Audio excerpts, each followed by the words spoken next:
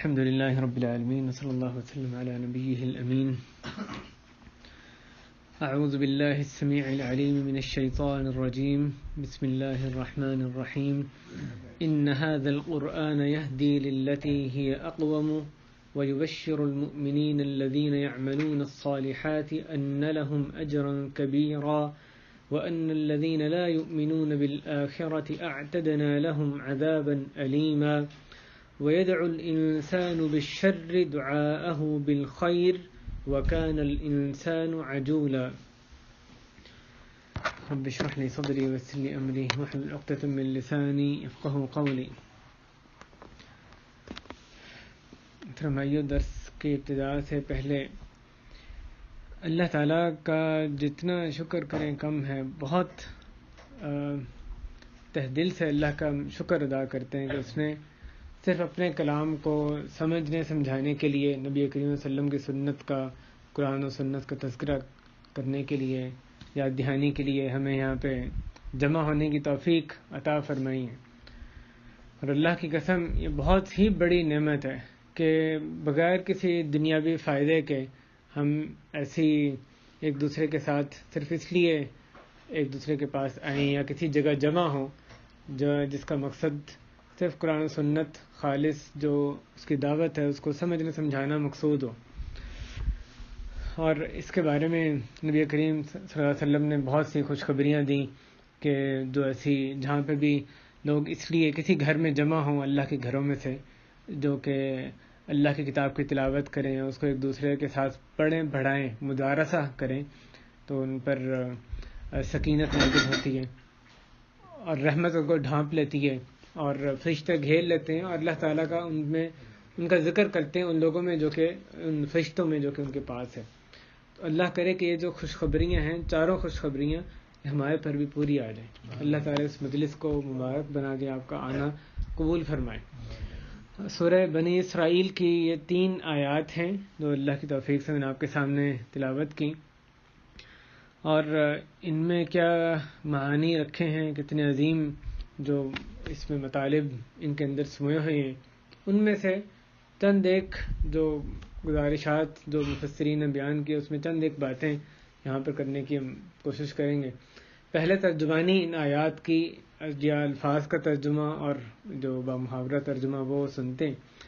ان ھذا القرآن بلا شبہ یہ قرآن یہدی للتی ہی اقوم ہدایت دیتا ہے رہنمائی کرتا ہے للتی اس راستے کی طرف جو کہ ہی اقوم جو کہ زیادہ سیدھا ہے اور ایک معنی یہ بھی ہے کہ زیادہ واضح ہے. سیدھا اور واضح دونوں اس لفظ کے اندر مفسرین نے بیان کی. وَيُبَشِّرُ الْمُؤْمِنِينَ اور خوشخبری دیتا ہے مؤمنین کو الَّذِينَ يَعْمَلُونَ الصَّالِحَاتِ جو کہ نیک اعمال کرتے ہیں صالحات پہ عمل کرتے ہیں ان لہم اجرا کبیرا کہ بلا شبہ ان کے لیے ہے بہت بڑا اجر. ان الفاظ میں جو کبیرہ یہ جو اردو میں بڑا صرف کبیر کا مطلب اردو میں ترجمہ اس کا بڑا یہ نامکمل ترجمہ ہے. عربی میں فعیل کے وزن پہ یہ مبالغت کا صیغہ ہے جیسے رجیم یا علیم حکیم یعنی عالم ایک لفظ ہے عالم علم رکھنے والا علیم بہت زیادہ علم رکھنے والا.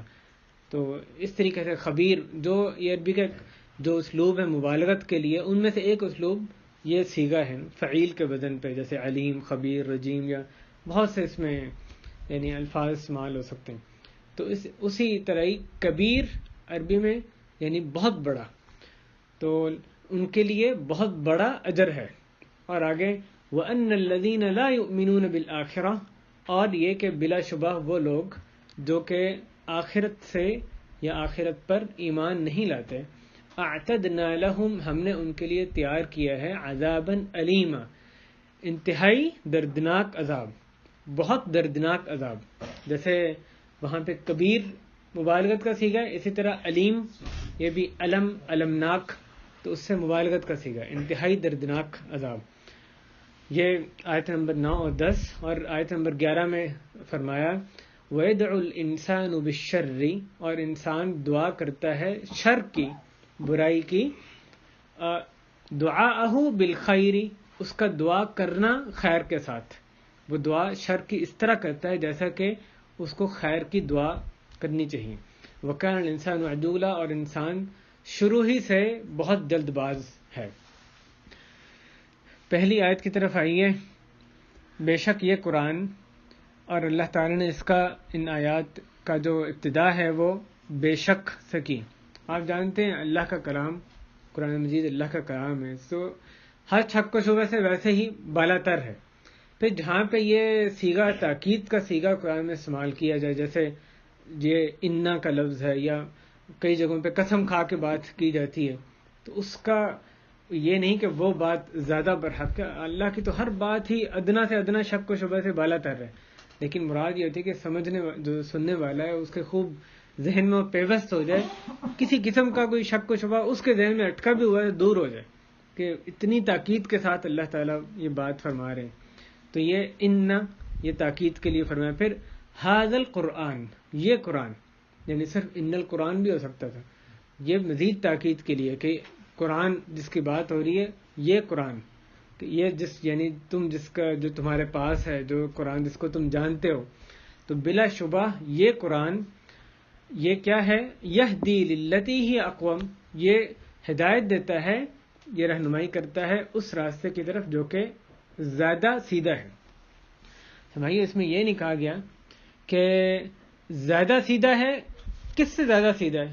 نہیں کہا جاتا ہے زید بکر سے بڑا ہے، زید زیادہ بڑا ہے کس سے؟ بکر سے.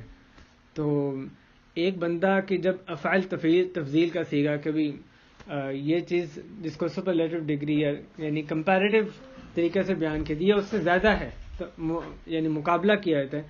تو یہ آگے پھر کوئی اور چیز ہوتی ہے جس سے مقابلہ کیا جا رہا ہے، یہ بڑا ہے، اس سے زیادہ بڑا ہے. تو یہاں یہ بیان نہیں کیا گیا کہ یہ چیز یہ زیادہ سیدھا ہے، کس سے زیادہ سیدھا ہے، کس سے وہ راستہ زیادہ سیدھا ہے، اس کا بیان نہیں کیا گیا. اس کی ایک مثال سمجھانے کے لیے اللہ تعالی نے سورہ عنکبوت میں ارشاد فرمایا وَلَذِكْرُ اللَّهِ أَكْبَرُ، اور اللہ کا ذکر یقیناً زیادہ بڑا ہے. کس سے زیادہ بڑا ہے؟ آگے دوسری بات ہے وَلَذِكْرُ اللَّهِ وَاللَّهُ يَعْلَمُ مَا تَصْنَعُونَ، یعنی وہ جملہ ختم ہو گیا. کس سے زیادہ بڑا ہے اس کو بیان نہیں کیا گیا. تو مراد یہاں پر یہ ہوتی ہے جیسے مفسرین نے کہا کہ جو تمہارے ذہن میں آ سکتا ہے، جو بھی چیز ہے جس کا تم تصور کر سکتے ہو، جو جس عبادت کا بھی تصور کر سکتے ہو، اللہ کا ذکر اس سے زیادہ بڑا ہے. جب محذوف کر دیا گیا جس سے زیادہ بڑا ہے وہ محذوف کر دیا گیا، تو مراد کیا ہے کہ ہر چیز جس کا تم تصور کر سکتے ہو اس سے زیادہ بڑا ہے، اللہ کا ذکر اس سے زیادہ بڑا ہے. تو یہ اسی طرح یہاں پر کہا جا رہا ہے وہ راستہ جس کی طرف رہنمائی قرآن کرتا ہے وہ زیادہ سیدھا ہے. کس راستے سے زیادہ سیدھا ہے؟ جو بھی راستہ تم تصور کر سکتے. یہ نہیں بیان کیا گیا کہ زیادہ سیدھا ہے، کس سے زیادہ سیدھا ہے. تو اس کا حذف کرنا اصل میں اس سے مراد یہ ہے کہ ہر چیز، ہر راستہ جس کا تم تصور کر سکتے ہو، جہاں تک تم سوچ سکتے ہو، اس راستے سے زیادہ سیدھا، زیادہ جو درست راستہ ہے وہ ہے جس کی طرف قرآن رہنمائی کرتا ہے. تو یہ اللہ تعالیٰ یہ قرآن کی بلاغت ہے کہ کس طریقے سے ایک جو حذف کر دی جاتی ہے جو چیز قرآن مجید میں، اس کا بھی ایک خاص یعنی معنی ہوتا ہے، اس میں ایک بلاغت کا جو پہلو اس میں سامنے ہوتا ہے. ہم بھائی اس حوالے سے غور کرنے کی ضرورت ہے قرآن کریم جو کس طریقے سے یعنی رہنمائی کرتا ہے اس راستے کی طرف جو کہ زیادہ سیدھا ہے. کیا یہ صرف یعنی کس چیز میں رہنمائی کرتا ہے، کس پہلو میں؟ کیا صرف ہمیں نماز پڑھنے کا حکم دیتا ہے، صرف صدقہ کرنے کا حکم دیتا ہے، اس طرح سے چند ایک عبادات ان کا حکم دیتا ہے؟ نہیں، ہماری کوئی زندگی کا ایسا گوشہ چھوڑا ہی نہیں ہے جس میں رہنمائی نہ کی گئی ہو. یعنی جو ہمیں راستہ دکھایا ہے قرآن نے، جس کی طرف رہنمائی کرتا ہے، وہ راستہ صرف یہ چند ایک چیزوں تک محدود نہیں، بلکہ کوئی ایسا پہلو ہے ہی نہیں زندگی کا جس میں کہ قرآن ہماری سب سے جو بہترین راستہ اس کی طرف رہنمائی نہ کرتا ہو. جیسے کوئی کسی نے شادی کرنی ہے، کوئی انتخاب میں حصہ لینا، کوئی سیاست کرنی ہے، اقتدار میں بندہ یعنی کوئی اس کی حصول کی کوئی کوشش کرے، معاشرت میں اس نے کیسا کردار ادا کرنا ہے، بھائیوں کے ساتھ میل جول کیسا رکھنا ہے، بندہ باہر نکلتا ہے بزنس کرنا ہے، اس میں بھی بزنس کرنے کا راستہ، یہ جو پہلو ہے اس کا زندگی کا، یہ بھی قرآن حدیث میں مکمل اس میں رہنمائی حاصل یعنی ملتی ہے.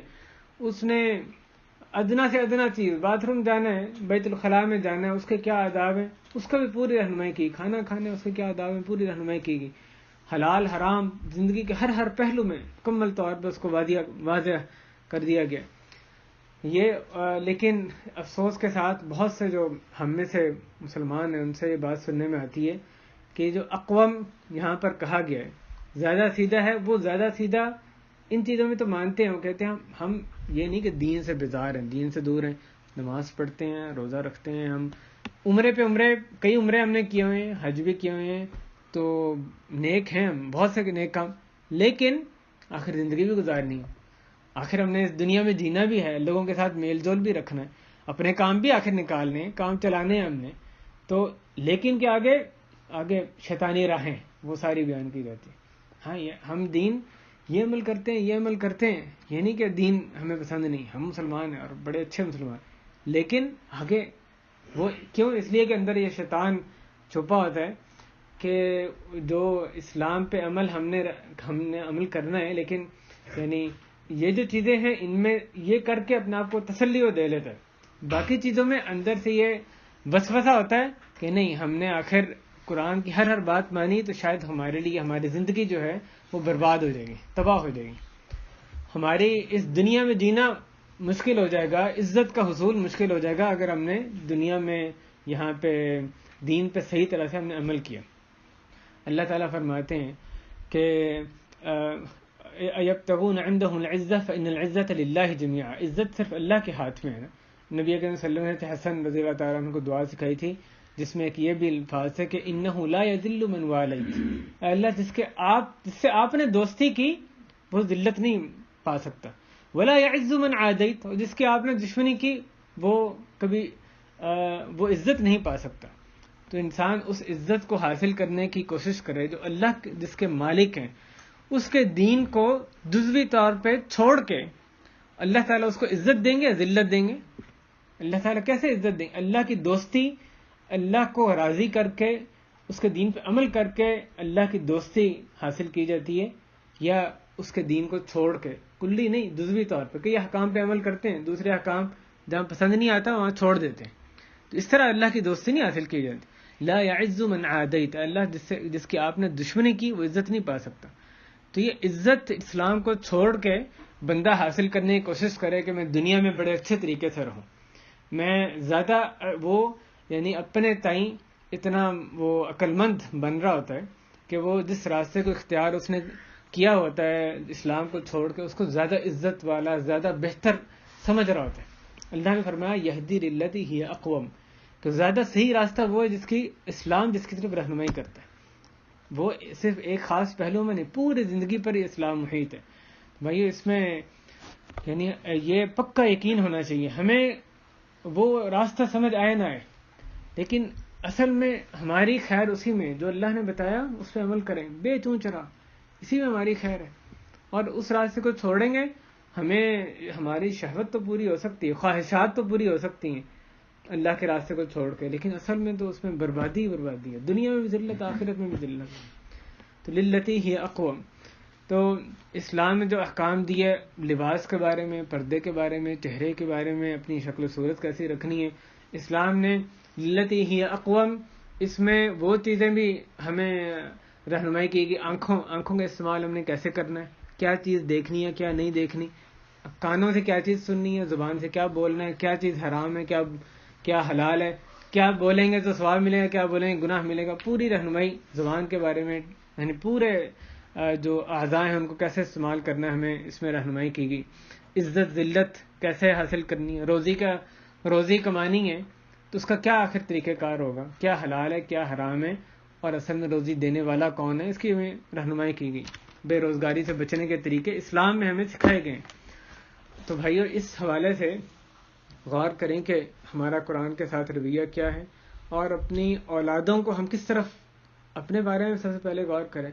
یہ جو آیات ہیں, جب بھی ہم کوئی آیت پڑھیں اس سے پہلے کہ ہم سوچیں کہ کس پر یہ آیت فٹ آتی ہے, تو سب سے پہلے یہ میرے آپ پہ فٹ آتی ہے.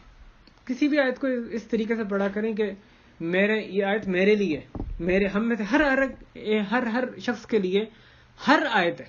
کوئی ایسی آیت نہیں جس میں کہ میرے آپ میں سے کوئی بھی مستثنا ہو، میں اس سے کوئی فائدہ ہی نہیں ملتا ہو. ایسی کوئی آیت نہیں. ہر آیت اس میں یہ سوچنے پڑتے ہوئے کہ مجھے اس سے کیا ملا، میں نے اس سے کیا سیکھا، کیا سبق حاصل کیا. تو یہ جو آیت کے بھی، یہ تو قرآن کے پہ ایمان کے بارے میں، ہاں ہم تو ایمان رکھتے ہیں، ہمارے لیے تو اس میں کوئی، یعنی اس پہ تو ہم عمل کر رہے ہیں نہیں. اس میں اپنا محاسبہ سب سے پہلے اپنا کیا کریں. میں سب سے پہلے کروں، آپ لوگ سب سے پہلے اپنا محاسبہ کریں. کیا واقعی جس راستے کی طرف قرآن رہنمائی کرتا ہے اس کو ہم واقعی اپنے عقل و دانش سے سب سے اچھا راستہ سمجھتے ہیں، اس پہ عمل کرنے کی کوشش کرتے ہیں، یا بعض احکام پہ عمل کرتے ہیں، بعد میں ڈاواڈول ہوتے ہیں. شیطان یہ سبق پڑھاتا ہے کہ نہیں، اس میں دوسرا راستہ زیادہ بہتر ہے.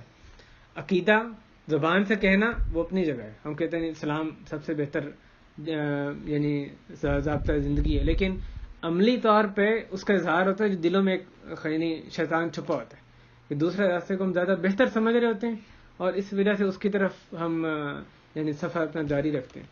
اپنے بعد جن کے اللہ نے ہمارے ذمہ داری عائد کی ہے، جن لوگوں کی اپنی اولاد کی بھی فکر کریں. کیا ان کو واقعی قرآن کی طرف لے کر آ رہے ہیں؟ ہمارے سلیبس میں کالج، یونیورسٹی اور میڈیا، سوشل میڈیا، دیگر دوسری چیزیں جو بھی وسائل یعنی ذرائع ہیں، ان میں کیا کچھ پڑھایا جا رہا ہے؟ تو ان سے تو بچے سیکھنے والے نہیں ہیں. ہمیں خود ہی اس پہ محنت کرنی ہے. خاص طور پہ بچوں کو ایسی مجالس میں لے کے جانا ہے، ایسی جگہوں پہ، ایسے علماء کے پاس، طلبہ علم کے پاس، نیک لوگوں کے پاس لے کے جانا ہے جو ان کو اس راستے کی طرف رہنمائی کریں. سب سے سیدھا راستہ ہے، قرآن کا راستہ ہے. تو آپ دیکھیں کتنی کوشش بچوں کو دنیا کے حصول کے لیے ہوتی ہے، بچوں کی دنیا بنانے کے لیے ہوتی ہے، چاہے وہ کل کو آپ کے لیے وبال جان بن جائے. دین سے اگر وہ بیزار ہے، بڑا ہو کے ماں باپ کے حقوق بھی اس کو نہیں وہ پہچانے گا. تو اصل میں بندے کے لیے سرمایہ وہی اولاد ہوتی ہے جو دین پہ عمل کرنے والی، اللہ کی پہچان کرنے والی ہے. اسی وجہ سے وہ ماں باپ کے حقوق بھی ادا کرتی ہے. تو کتنی دنیا کے لیے کوشش ہے اور کتنی جو ہے وہ آخرت کے لیے قرآن کے راستے کی شناسائی کروانے کے لیے ہم کوشش کرتے ہیں اپنی اولاد کو. یہ ایک یعنی آپ دیکھیں کہ اس میں جب ہم کسی چیز پہ عمل نہیں کرتے، ایک حکم ہمیں پتہ ہے، یا اللہ کے احکام پہ جب عمل نہیں کیا جاتا، اس کی دو ہی وجہ ہو سکتی ہیں. یا تو حکم پتہ نہیں اور یا پھر بے یقینی ہے. تو یہ حکم پتہ نہ ہونا یہ یقیناً ایک وجہ ہے، یعنی کم علمی. لیکن کتنے احکام ایسے ہیں جس میں کہ ہمیں پتہ ہے اس میں یہ اللہ کا حکم یہ ہے، ہم عمل نہیں کرتے اس میں. اس کی کیا وجہ ہے؟ کہ للتی ہی اقوم، اس پہ یقین نہیں ہوتا ہمیں، بے یقینی. یہ جو یقین کی کمزوری ہے، یعنی بے یقینی، اس سے درمیان میں بھی درجہ ہے نا. یہ نہیں کہ انکار کرتے ہیں، لیکن جو یقین میں کمی ہے وہ وجہ ہوتی ہے جس کی وجہ سے اس حکم پہ عمل نہیں کرتے ہم. کہ ہمارا خیال ہوتا ہے نہیں، دوسرا راستہ، اس میں ہمیں زیادہ کچھ ملنے والا ہے، دنیا بن جائے گی ہماری، اور بڑے فائدے میں حاصل ہو جائیں گے. بھائی یہ جو بات ہے، اس کو یعنی اپنے عقیدے کو ہمیں سنوارنا چاہیے، اس کو محاسبہ کرنا چاہیے. اور اس آیت کے ٹکڑے کے حوالے سے ایک یعنی دوسری بات یہ کہ ایک مثال دنیا میں یہ دی جاتی ہے. کبھی کسی چیز کو کوئی بنانے والا اس چیز کو زیادہ جانتا ہے.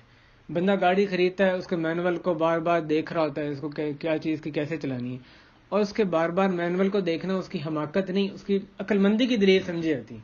تو اللہ نے جس انسان کو بنایا ہے، اللہ تعالیٰ سب سے زیادہ جانتے ہیں کہ میرے اور آپ کے لیے کیا اچھا ہے. وہ نہیں جو میں خود اپنے بارے میں جانتا ہوں، جس نے مجھے بنایا وہ میرے بارے میں صحیح جانتا ہے، زیادہ جانتا ہے. وہ کہہ رہا ہے اس کو ایسے کرو، یہ کام تم نے ایسے کرنا ہے، یہ کرنا ہے نہیں کرنا. میں کہہ رہا ہوں نہیں، میرے لیے بہتر دوسرا طریقہ ہے. کیسے ہو سکتا ہے؟ للتی ہی اقوم، سب سے بہتر راستہ وہی ہے جس کی طرف قرآن رہنمائی کرتا ہے. اس کے آگے اللہ تعالیٰ نے دوسری آیت کے دوسرے حصے میں ارشاد فرمایا، قرآن کی ایک بات تو یہ فرمائی کہ یہ اس راستے کی طرف رہنمائی کرتا ہے، ہدایت دیتا ہے جو کہ زیادہ سیدھا راستہ ہے. زیادہ سیدھا کس سے؟ ہر دوسرے راستے سے. آگے فرمایا وَيُبَشِّرُ الْمُؤْمِنِينَ، اور خوشخبری دیتا ہے مومنین کو، اہل ایمان کو، الَّذِينَ يَعْمَلُونَ الصَّالِحَاتِ، جو نیک اعمال کرتے ہیں، أَنَّ لَهُمْ أَجْرًا كَبِيرًا، کہ بلا شبہ ان کے لیے بہت بڑا اجر ہے.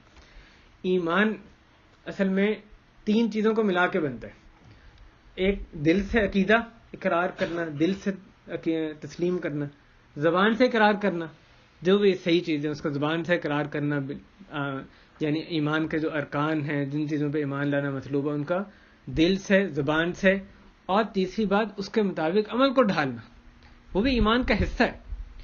ایک بندہ کہ میں بہت کسی کو یہ نہیں کہا جا سکتا پکا مومن اور اس کا عمل سراسر خلاف ہو، اس کے جو جس ایمان کے دعوے کی وہ دعویٰ کر رہا ہے اس کے سراسر خلاف ہو.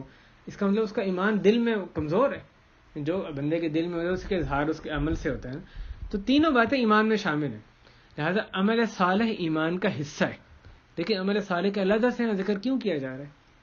یہاں کہا جا رہا ہے اہل ایمان کے لیے جو کہ نیک اعمال کرتے ہیں.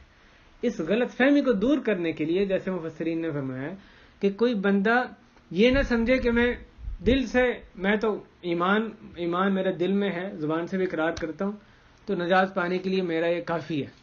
یعنی قرآن جو خوشخبری جن لوگوں کو دے رہا ہے ان میں داخل ہونے کے لیے یہی کافی ہے کہ دل زبان ہمارا اہل ایمان کی طرح ہو جائیں بس.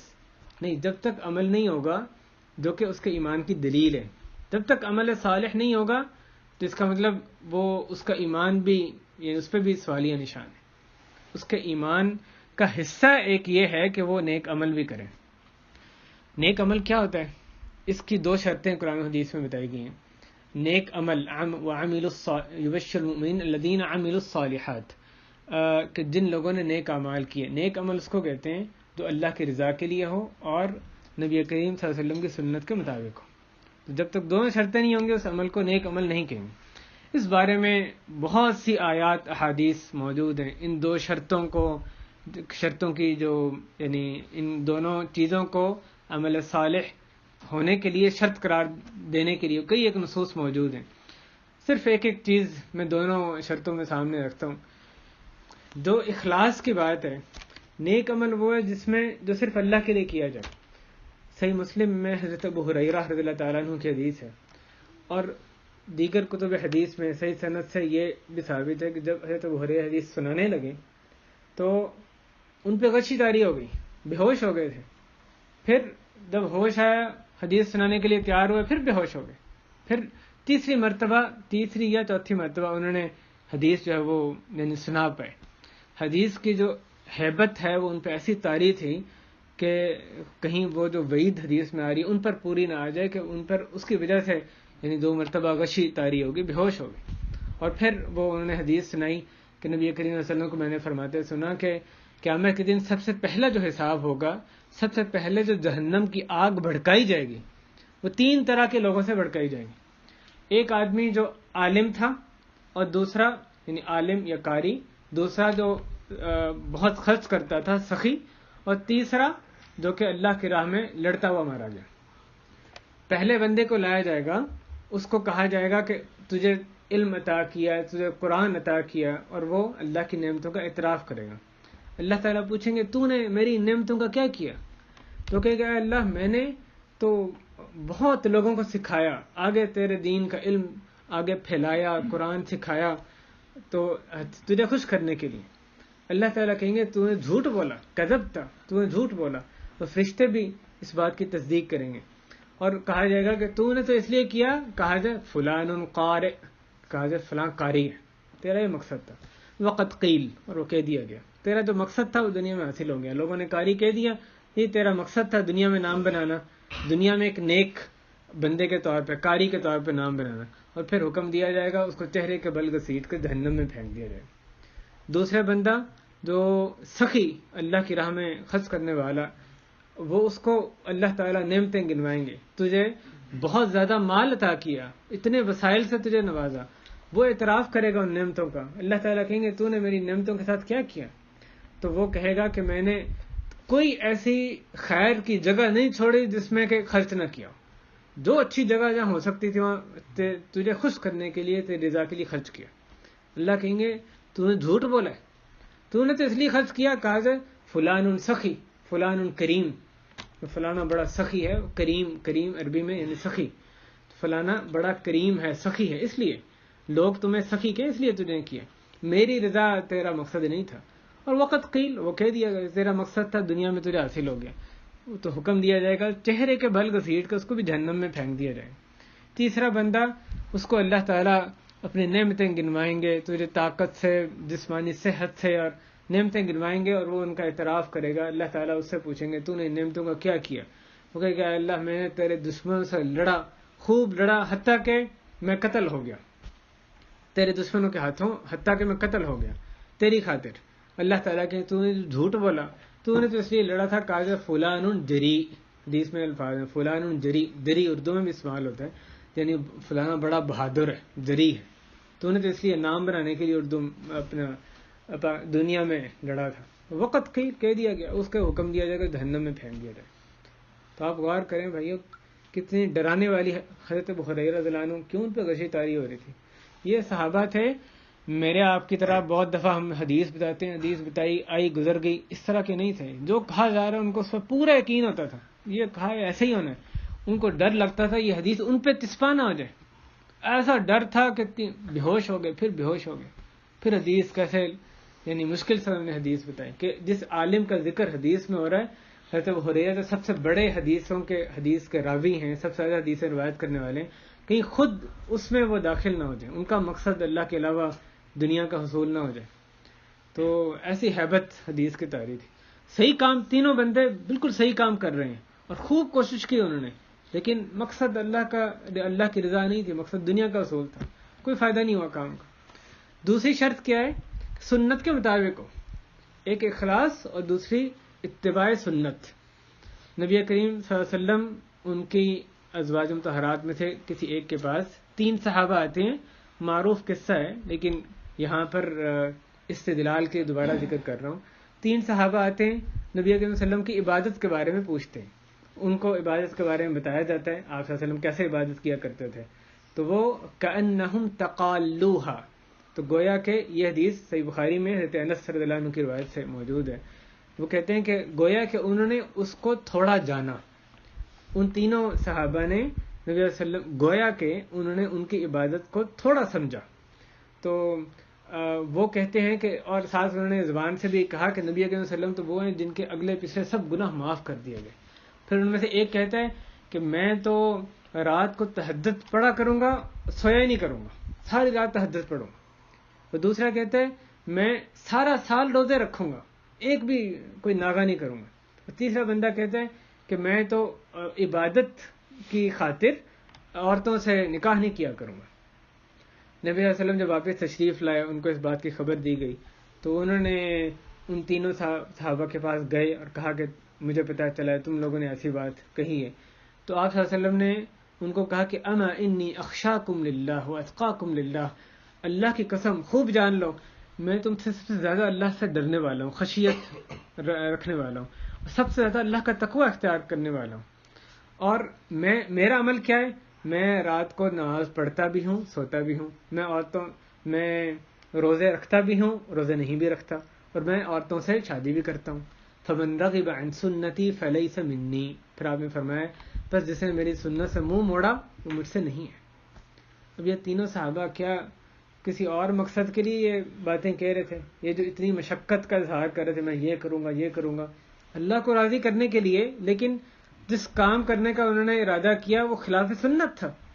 تو خلاف سنت کام بندہ جتنی مرضی اچھی نیت سے کرے، سنت کے خلاف ہے، بے حیثیت، اللہ کے یہاں کوئی وقت نہیں۔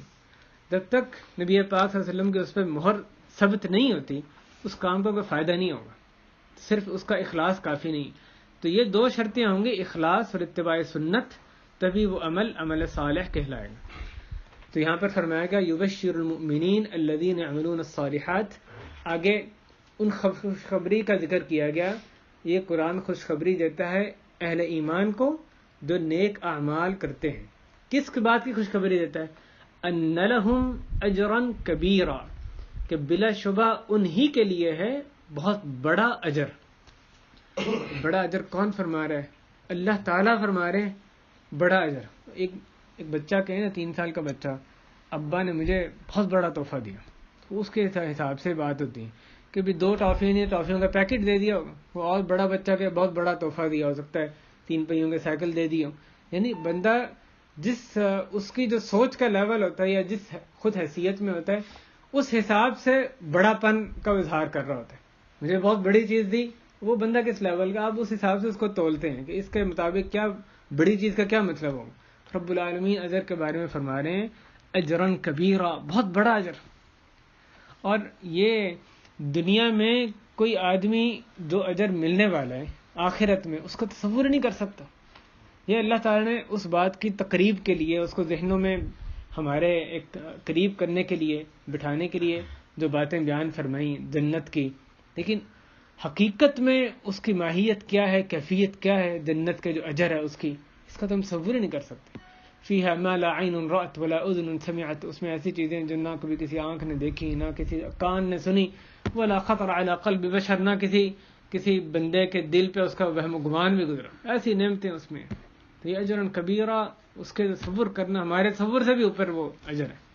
تو اللہ تعالیٰ جب فرمائے بہت بڑا اجر، تو کیا وہ اجر ہوگا؟ اس کے لیے واقعی یہ ضرورت ہے کہ ایسا اجر، اس کی خوشخبری جس کام پہ دی جا رہی ہے اس کے لیے تگ و دو کی جائے.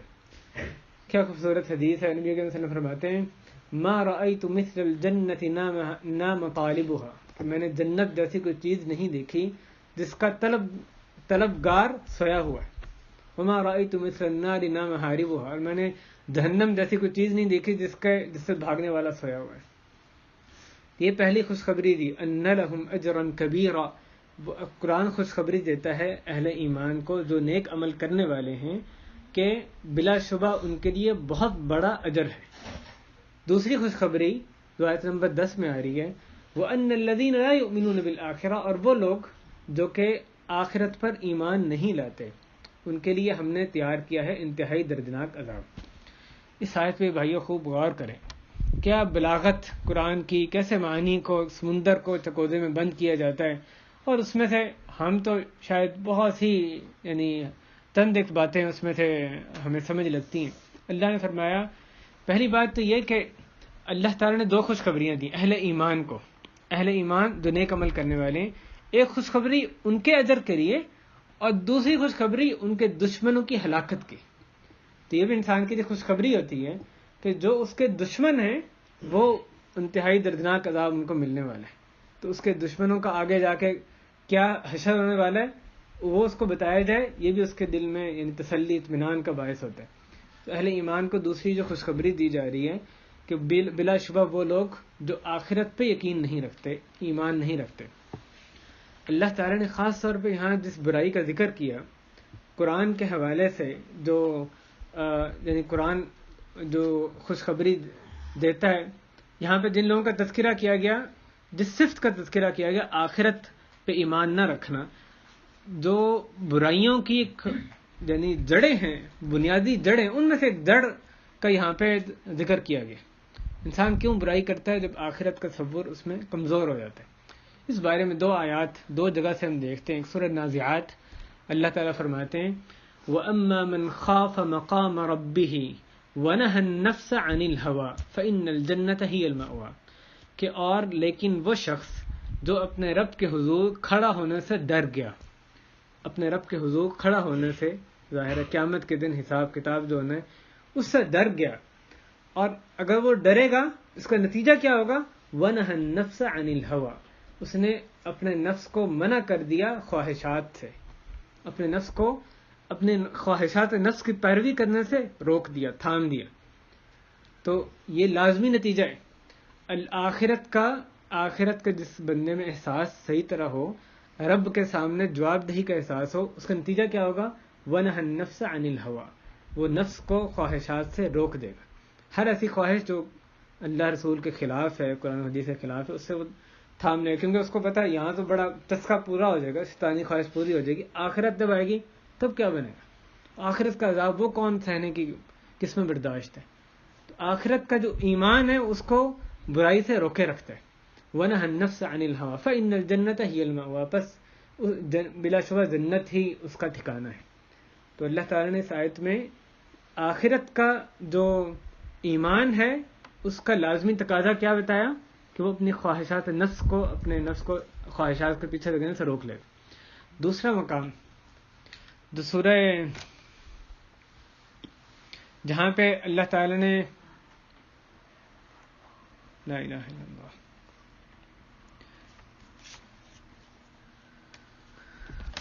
سورہ نازعات، دوسری جگہ جو جہاں پہ اس کا تذکرہ کیا گیا، مجھے یاد نہیں آ رہا، اس کے آگے ہم چلتے ہیں. آخرت کا جو یہاں پر انکار آخرت کا ذکر کیا گیا ہے، وَأَنَّ الَّذِينَ لَا يُؤْمِنُونَ بِالْآخِرَةِ، اللہ تعالیٰ نے ان کے لیے جو کچھ تیار کیا ہے آگے اس کا ذکر کیا گیا، اعتدنا لہم عذابا علیما، کہ ہم نے ان کے لیے تیار کیا ہے انتہائی دردناک عذاب۔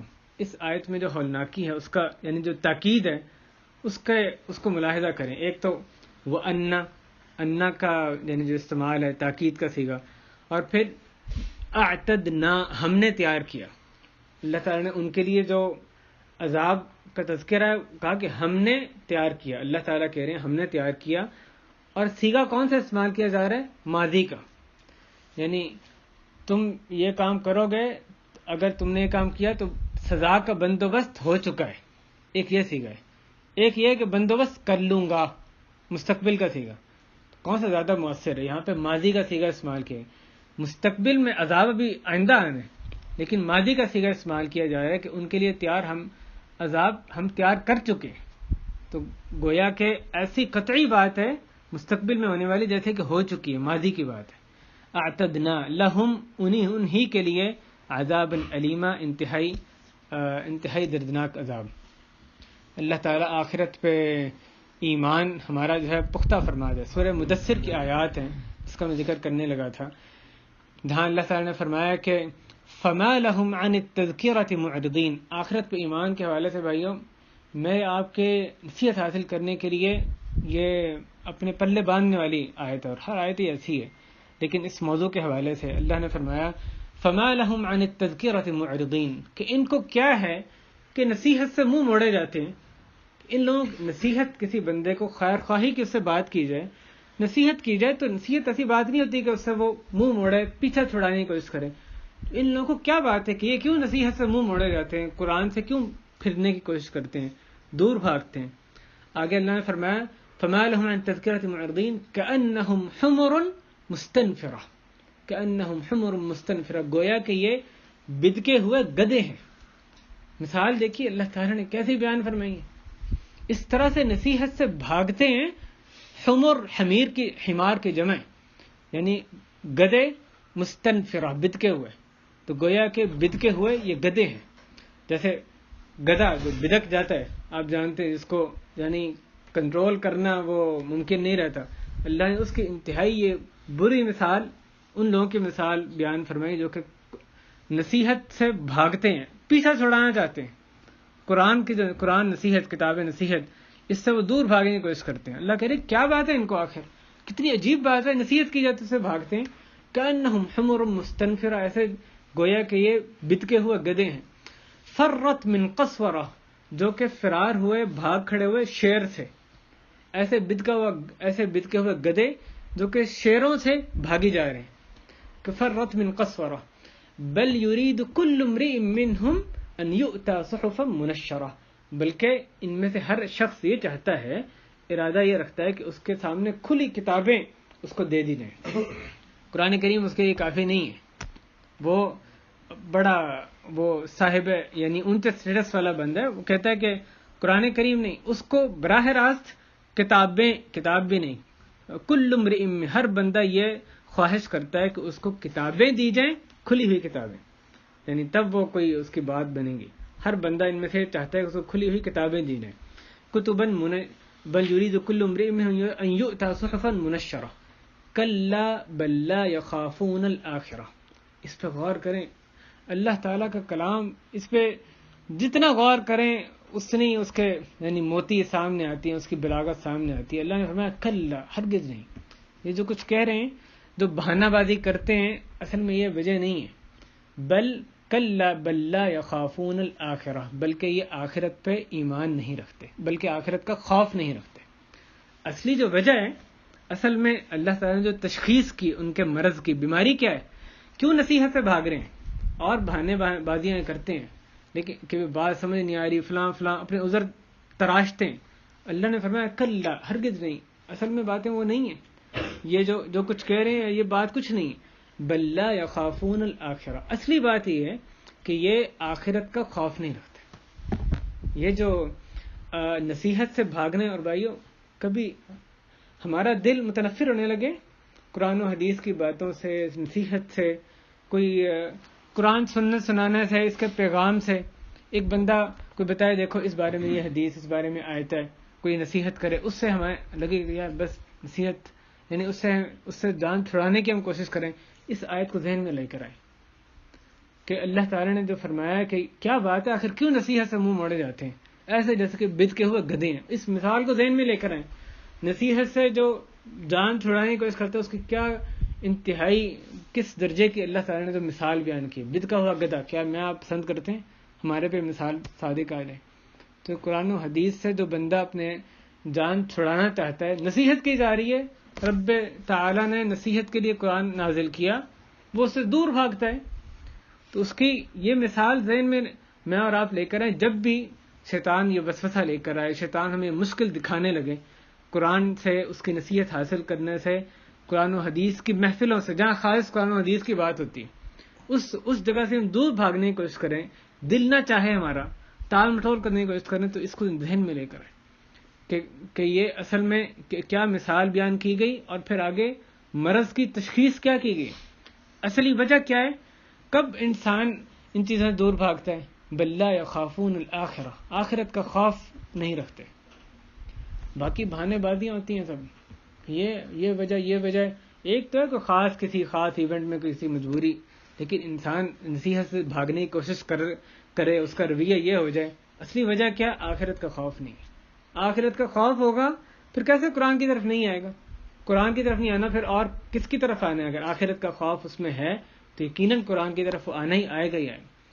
تو یہ جو مرض ہے اس کا اللہ تعالیٰ نے وہاں ذکر کیا سورہ بنی اسرائیل کی آیات جو اصلی ہمارا سبق ہے. وہاں فرمایا وَيُبَشِّرُ الْمُؤْمِنِينَ الَّذِينَ يَعْمَلُونَ الصَّالِحَاتِ أَنَّ لَهُمْ أَجْرًا كَبِيرًا وَأَنَّ الَّذِينَ لَا يُؤْمِنُونَ بِالْآخِرَةِ، اور بلا شبہ وہ لوگ جو کہ آخرت سے ایمان نہیں رکھتے، اعتدنا لهم عذابا علیما، ہم نے تیار کیا ان کے لیے انتہائی دردناک عذاب. اور آج کی جو آخری آیت ہے وَيَدْعُ الْإِنسَانُ بِالشَّرِّ دُعَاءَهُ بِالْخَيْرِ وَكَانَ الْإِنسَانُ عَجُولًا، اور انسان دعا کرتا ہے شر کی اس طریقے سے جیسے کہ اس کو خیر کی دعا کرنی چاہیے. تو انسان بہت دفعہ شر کی دعا کرتا ہے، اپنے لیے وہ کچھ اللہ سے مانگ رہا ہوتا ہے جو کہ اس کے لیے برا ہے، لیکن وہ اپنے آپ کو اپنے لیے مانگتا ہے، یہ دے دے یہ دے دے، اصل میں اس کو خود یعنی وہ اس کے لیے برا ہے. جیسے ایک مرتبہ کسی غزوہ میں سفر پہ جاتے ہوئے ایک صحابی نے ایک جو اونٹ کو کہا کہ اللہ اس پہ لعنت کرے. نبی کریم صلی اللہ علیہ وسلم نے کہا کہ یہ کس پہ کی ہے، اس سے اتر جاؤ، لا تصحبنا بملعون، یہ جس پہ لعنت کی ہے یہ ہمارے ساتھ نہ لے کر آؤ. پھر آپ نے ان کو منع فرمایا کہ تم اپنے آپ پہ، اپنے مال پہ، اپنے گھر والوں کے لیے بد دعا نہ کیا کرو. یہ نہ ہو کہ کسی ایسی قبولیت کی گھڑی کو پالو جس میں کہ اللہ تعالیٰ دعا قبول فرماتے ہیں، تمہاری بد دعا یہ قبول ہو جائے. تو انسان بسا اوقات ایسی دعا کرتا ہے، اور اس کی وجہ کیا ہے؟ وَكَانَ الْإِنسَانُ عَجُولًا، کہ انسان بہت زیادہ جلد باز ہے. تو یہ جلد بازی کی وجہ سے وہ ایسی دعائیں کئی دفعہ مانگتا ہے جو اس کے لیے خود بری ہوتی ہیں. اگر اللہ تعالیٰ ان کو قبول فرما لے، جیسے دوسری آیت میں اللہ تعالیٰ نے فرمایا وَيَدْعُ الْإِنسَانُ بِالشَّرِّ دُعَاءَ، کہ اگر اللہ تعالیٰ اس کو اللہ تعالیٰ جو وہ دعا کرتا ہے شر کی اس کو قبول فرما لے تو وہ ہلاک ہو جائے، وہ برباد ہو جائے. اللہ تعالیٰ ان دعاؤں کو اپنی رحمت سے یعنی قبول نہیں کرتے. لیکن ہمیں اس سے منع کیا کہ برائی کی دعا نہیں کرنی، کہیں کوئی قبولیت کی گھڑی نہ ہو کہ اللہ تعالیٰ اس کو قبول کر لیں اور تمہاری بربادی کا وہ باعث بن جائے. تو بھائیو یہ جو قاعدہ ہمیں بتایا گیا ہے نا اس آیت میں، یہ بات بھی یاد رکھیں جو قرآن کا پیغام ہے، یہ صرف آخرت کے لیے نہیں، آخرت اس سے صرف نہیں سمجھتی، دنیا کے اعتبار سے بھی ہماری جو بھلائی ہے وہ اسی میں ہے جو کہ قرآن و حدیث میں تعلیمات ہمیں دی گئی ہیں. یعنی ہم خود اپنے لیے کیا پسند کر رہے ہیں، کس کی دعا کر رہے ہیں جو ہمارے لیے برا ہے. اللہ اس کو قبول نہیں کر رہے، ہمیں اس سے منع کیا جا رہا ہے. ہمارے اللہ تعالیٰ کہہ رہے ہیں تمہارے لیے برا ہے وہ، تم اس کے لیے دعا کر رہے ہو. اللہ تعالیٰ کو پتہ ہے انسان ہے، جلد باز ہے، نہ سمجھ ہے، ایسی دعا کر رہے، اللہ قبول نہیں کر رہے. لیکن ہمیں یعنی بہت مرتبہ جس بات کو ہم اپنے لیے خیر سمجھ رہے ہوتے ہیں، شریعت کے خلاف بات، ہمیں اس میں خیر نظر آ رہی ہے، اصل میں بری ہوتی ہے ہمارے لیے. ایسا ان تکرہوا شیئا وہو خیر لکم، شاید کہ تم کسی بات کو ناپسند کرو تمہارے لیے خیر ہو، اور کسی بات کو پسند کرو تمہارے لیے اس میں بہتری ہو. تو جو شریعت کے خلاف ترازو، جو شریعت کا ترازو ہے، اس کے خلاف جو کچھ مجھے اور آپ کو سمجھ آئے وہ ہماری کم عقلی ہے، ہماری نادانی ہے، ہماری یعنی سمجھ کی کوتاہی ہے. شریعت کہتی ہے وہ کام ایسے کرنا ہے، ہمیں نظر آتا نہیں اس طرح سے بہتر ہے. تو یہ اس آیت میں بھی کہا جا رہا ہے انسان اپنے لیے برائی کی دعا کرتا ہے، دعاءہ بالخیر، جس طرح اس کو خیر کی دعا کرنی چاہیے، جو کہ اللہ تعالیٰ اس کی قبول اگر کر لیں تو وہ اس کے لیے ہلاکت ہو جائے. اس کی وجہ کیا ہے؟ وَكَانَ الْإِنسَانُ عَجُولًا، کہ انسان بہت زیادہ جلد باز ہے. اور عجول یہ بھی مبالغت کا صیغہ ہے، بہت زیادہ جلد باز ہے.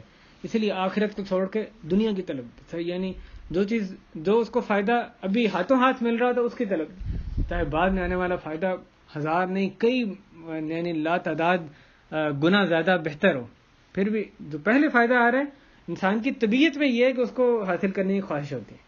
آخر وہ بعد میں کب دیکھے گا؟ جب بعد میں آنے والے فائدے پر پختہ ایمان ہوگا، پھر یہ جو فوری چیز اس کو نظر آ رہی ہے جس میں ابھی کا فائدہ ہے لیکن بعد کا نقصان ہے، اس کو چھوڑ دے گا. اللہ تعالیٰ اپنی زندگی ہمیں قرآن و حدیث کے مطابق گزارنے کی توفیق عطا فرمائے، اور جو آیات پڑھی گئیں اس میں جو کچھ بیان کیا گیا اس کو ہمارے ذہنوں میں پیوست فرما دے. اور بھائیو بہت دعا کرنی چاہیے اللہ تعالیٰ حق کو قبول کرنے کے لیے ہمارے سینوں کو کھول دے. حق بات سنتے ہیں لیکن اس پہ شرح صدر نہیں ہوتا، یعنی اس پہ عمل کرنے کے لیے اپنے آپ کو آمادہ نہیں کر پاتے. تو اللہ تعالیٰ ہمارے سینوں کو حق بات کے لیے کھول دے، شرح صدر فرما دے کہ جو حق ہے ہمیں حق نظر آئے، اور صرف اس کا علم نہیں کہ ہمیں پتہ لگ گیا، اس پہ شرح صدر ہو جائے، اس پہ عمل کرنا لگ جائیں، دل اس پہ ٹھک جائے. اور جو برائی ہے اس کا برا ہونا، یہ بات کہ ہم نے اس سے بچنا ہے، اس پہ بھی ہمیں شرح صدر ہو جائے، اس سے بچنے لگ جائے. اللہ تعالیٰ میں بیٹھنا تو بارگاہ میں قبول فرمائے، اس کا بہترین اجر آپ لوگوں کو بھی عطا فرمائے، آپ کا یہاں آنا قبول فرمائے، اپنی رضا کے لیے اس کو خالص فرمائے. اور قرآن و حدیث کی جو محفلیں ہیں، دروس ہیں، ان سے ہمیں جڑے رہنے کی توفیق عطا فرمائے. اللہ نے ہماری جو ذمہ داری اپنے دین کی خدمت کی ہمیں سونپی ہے، اللہ تعالیٰ اس کی ذمہ داری کو، اپنے دین کی خدمت کرنے کی ذمہ داری کو کما حق ادا کرنے کی توفیق عطا فرمائے. آخری دم تک ہمیں اپنے دین کی خوب خدمت کرتے رہنے کی توفیق عطا فرمائے. اے اللہ ہمیں سچی توبہ، خالص توبہ کرنے کی توفیق عطا فرما. جو بھی معصیت، کفر، فسق اور کے کام ہیں اللہ ان تمام کو ہمارے لیے مکروہ ناپسندیدہ بنا دے، ان سے دور رہنے کی توفیق عطا فرما. اے اللہ جو نیکی کے کام ہیں ان کو ہمارے لیے محبوب بنا دے، وہ ہمیں ہمارے لیے پسندیدہ بنا دے، ان کاموں کو ہم کرنے لگ جائیں. اللہم انا نسألک فعل الخیرات وترک المنکرات وحب المساکین. اے اللہ ہم میں سے جو بیمار ہیں ان کو شفا نصیب فرما. اے اللہ ہمارے پر رحم فرما، اہل و عیال پہ رحم فرما. اے اللہ ہمیں فتنوں سے بچا لے، اے اللہ ہمیں فتنوں سے بچا لے. اے اللہ ہمیں ہمارے اہل و عیال کی اس طرح تربیت کی توفیق دے جس طرح کہ آپ کو مطلوب ہے. اے اللہ اسلامی تربیت کرنے میں ہماری مدد فرما.